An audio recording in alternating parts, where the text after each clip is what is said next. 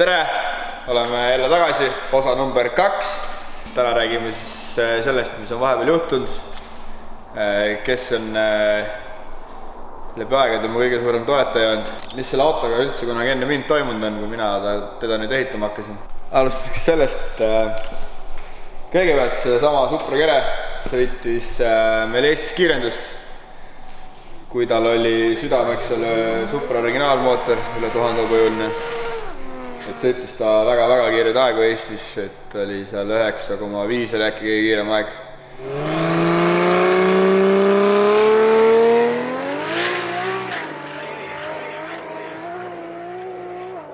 Ta mõni aasta seisis, siis mul suurem vend Märt Kõuas hakkas ka drifti sõitma 2013 aasta ja siis ta sõitis kastikaga BMW omaga.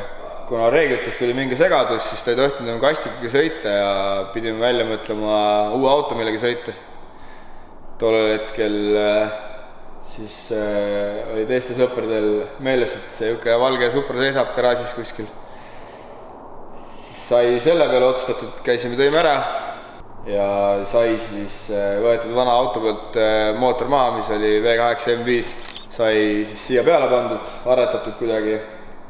Loomulikult sai käidud kohe ka Wicewebis võetud nii esisilla Wicewebi lahendus kui ka tagasilla Wicewebi lahendus, mis oli ainuke arvukas mõte tollel ajal, sest Supra esisilla lahendus keerab väga palju. Siiamaani vist ongi vist kõige suurema pöörderaadiusega. Kui ma ei eksi, siis see oli äkki 68 kraadi, kui ta keeras.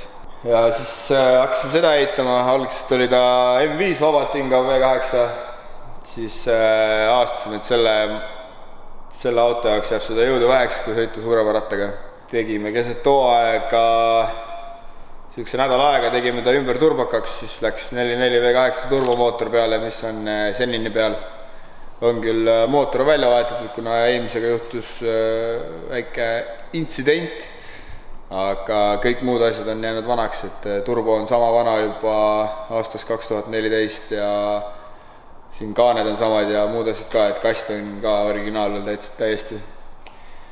Et hakkasime sõitma, siis 2014. aastal hakkas selle autoga juhtuma midagi, mida võib-olla ma ei liialda, kui ma arvan, et see auto on käinud rohkem betoonis ja rajalt väljas, kui on võib-olla enamus Eesti driftiautosid üldse kokku käinud betoonis, et see nägi 2014 ikka väga palju vatti.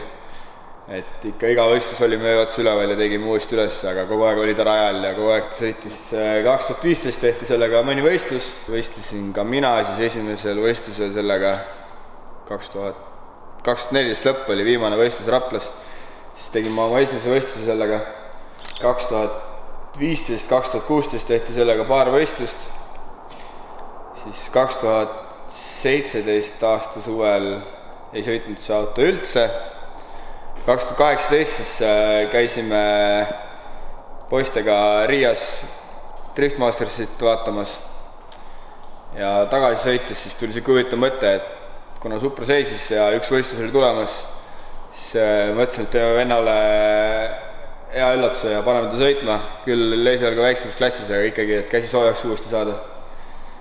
Ja samamoodi praktiliselt 2 ööpäevaga tegime auto korda. Siis seal hulgas vahetasime ära mootori, mis jõudis meie kätte neljapäeva ööse vastu reedet. Siis ta tegi sellega võistluse, siis samamoodi tegime aasta lõpus veel ühe võistluse ja 2019 siis mul vend läks, proovis netsarja sõita Kehalas. Täiesti külmad peale minnes, oli väga head sõidud, auto toimis, kõik oli hea. Siis peale seda jäi auto uuesti seisma korraks, aga kuna Saaremaal Kuressaares oli tulemas esimene driftivõistlus, mis üldse seal korraldatud on, siis ma ütlesin, et sealt me puududa ei saa. Seekord võtsin siis ohjad enda kätte ja läksin ise sõitma. Tegin väga häid sõite. Auto küll tõrkus minu vastu, aga saime sõidetud taga. Paar nädalaks mööda oli Laitsi võistlus, sinna läksin osalema. Samamoodi tegin väga häid sõite, sain kvalifikatsioonis teise koha ja siis nagu tunduski, et kuna üks võistlus on veel jäänud, siis peaks tollega kaasa tegema. Riia on kõige edukam võistlus olnud mul siiamaani, et jäin 4. kahjuks, kuna konkurent oli kohalik, siis siia senini on kahjuks tunne, et tehti võib-olla veidike liiga, aga mis seal ikka, tugevamad lepivad ka 4. kohaga, läheme see aasta püüdma seda parimat. Kes on mu siis kõige suurem toetaja nende aastate jooksul olnud ja ka sellel aastal on kõige suuremaks toetajaks on mu vend Märt Kuvas, kes siis toetab mind samamoodi garaažis ehitades kui ka võistlustele kohale viies, aga kõige suurem toetus tuleb selle poolt, et ta annab mulle oma isikliku auto, mille ta on ehitanud oma rahade eest. Et kui siin mõned on küsinud, et miks ma tänan teda igas videos, siis tänangi selle eest, et väga paljudel jääb arusaamatuks see, et see võistlusauto maksab väga palju. Mul endal isiklikult raha ei ole, et sellist võistlusautot ehitada, aga ta annab mulle seda niisama kasutada ilma sentigi raha küsimata. Et kui rentida võistlusautot, mis on valmis ehitatud, siis see maksab kuskil 2500–3000 eurot võistlus. Ka sükest raha oleks iga võistluse jaoks raske kokku korjata, aga kuna ta on mu vend, siis ta on ise ka siin samas juures ja siis saame see aasta nii tehtud, et ei pea hakkama rendi raha maksma. Meil on nimi valitud. Saime nimevalikuga ühele poole, oleme nüüd kogu tiimiga siis The Sideways Crew, on olemas ka Instagrami leht ja Facebooki leht nüüd, et varsti tulevad meil ka mütsid ja pusad, kui tahate. Kuna te näete, et ma istun autos praegu, siis ma istun jumala vale koha peal, et hetkel on paigas olnud kõrvaliste iste, et ei ole jõudnud juhi kohaga veel tegeleda, et siin uurin ikka, mis see Gert seal garaažis korraldab.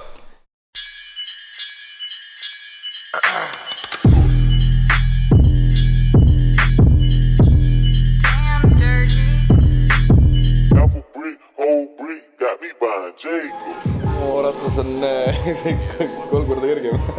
Sinu on? Jaa. Sul on ära treitud? Jah.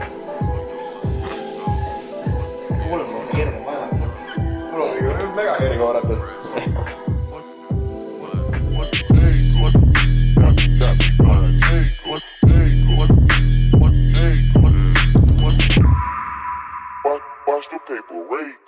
Täpselt 6 aja pärast peab auto valmis olema ja sõitma.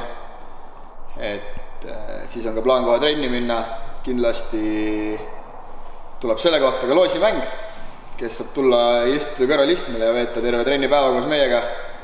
Et rada ja asukohta ma veel ei oska teile öelda, aga kindlasti see tuleb. See aasta sõidame siis Jaapan Racingu telgedega JR 20, mis tulid meile stance.ee poolt. Et kindlasti minna vaadata ka nende kodulehele stance.ee, sealt saab alati kvaliteetseid ja soodsaid asju autodele, velgi, vedrusid, amorti, kõike, mis auto ehituse puhul vaja läheb, on võimalik sealt saada ja seda suhteliselt kiire ajaga.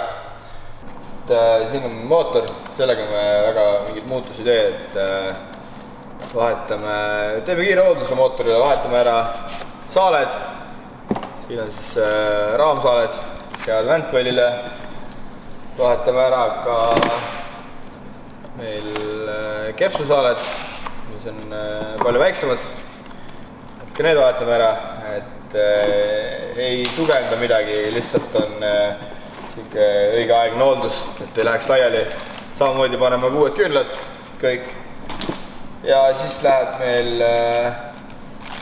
kõik tihendid lähevad uued, siin on väljalasketihendid, sisselasketihendid ja samamoodi läheb ka mootorile, enamus tihendid lähevad kõik uued, et ei jääks midagi lekkima, ei oleks ühtegi õlileket ega midagi, mis saaks meile saatuslikuks. Ma arvan, et järgmises vlogis näeme seda siis, kuidas valmib autosse elektrisüsteem, kuidas valmib jahutussüsteem ja anname endast kõik, et saaks ka mootori peale panna. Et järgmine video siis tuleb selline põnev garaažitöö. Ja kindlasti minge meie Facebooki ja Instagrami lehele The Sideways Crew, link on all. Ja kindlasti peab panema, kindlasti minge pange ka SV Meedia YouTube'i lehele subscribe ja like, et jõuaks teieni alati kõige kiiremini tegevused. Kindlasti minge pange like ka SV Meedia YouTube'i lehele ja kindlasti ka subscribe, et jõuaks teieni kõige kiiremad uudised meie garaaži elust ja tegemistest. Ja peatse nägemiseni. Tšau!